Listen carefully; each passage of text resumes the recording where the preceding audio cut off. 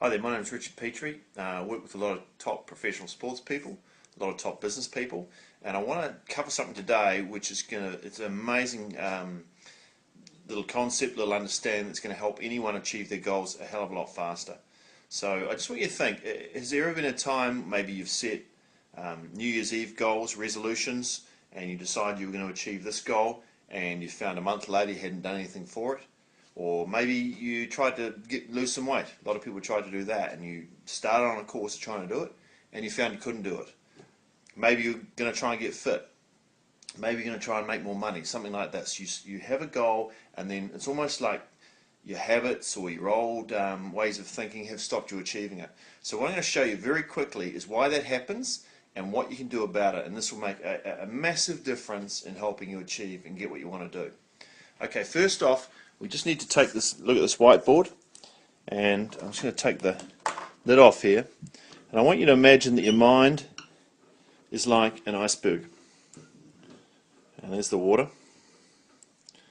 and imagine yourself, it's almost like, let's say you set a goal to lose some weight, and it's like you're sitting on a top of an iceberg with a paddle in the water, and here's your goal over here, and you're trying to move in this direction, in that way. But I want you to imagine what happens when you try and, let's say, lose weight. What happens if the current is drifting this way?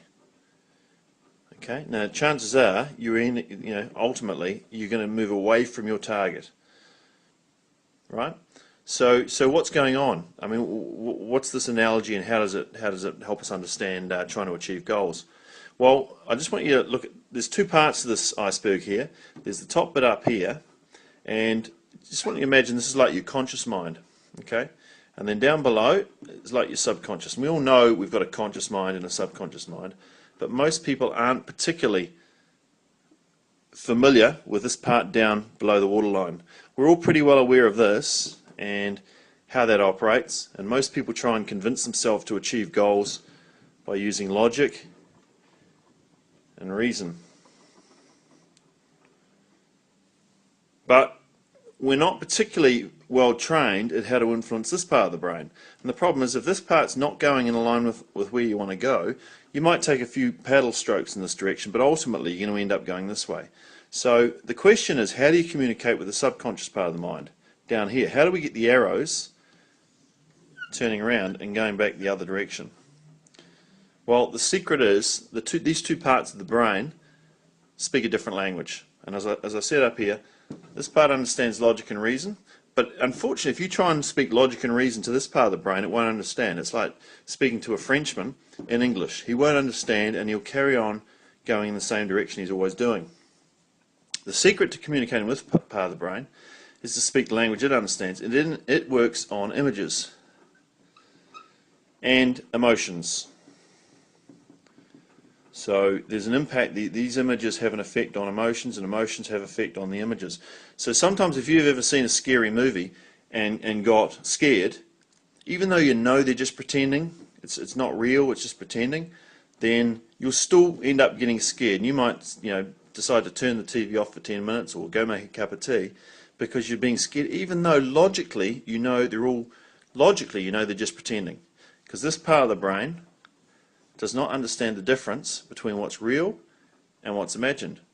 So it will react as if it's really happening. Now the secret to communicating with this part of the brain is through images, emotional images, and if you put the right emotional images in, it doesn't matter so much about the logic, but if you plant in, let's say this is us creating some images here.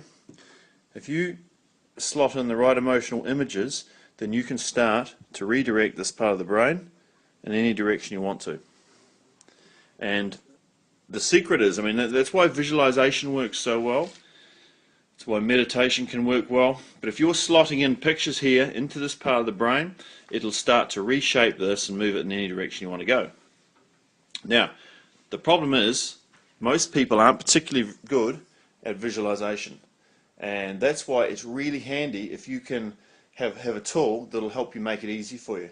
And that's where I've come across this tool called Prime Aspirations, or primeaspirations.com, and it's a piece of software that Paul Rodden set up, and it's phenomenal in terms of helping you create pictures for yourself that'll start moving your subconscious back in the other direction, whichever direction you want to go. So I really recommend check it out, get into it, start playing with it, and if you start to notice that your brain starts realigning in any direction you want to go, then it's because this factor about you communicating with this part of the brain using the right language, images and emotions.